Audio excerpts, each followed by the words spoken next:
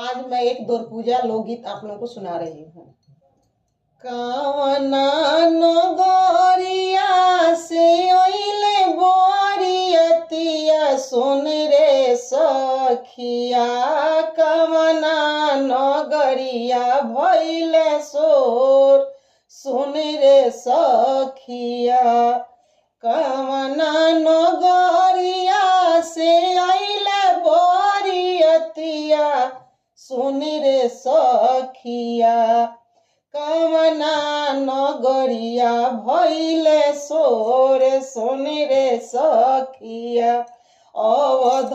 नगरिया से अइले बोरियतिया सुन रे सखिया,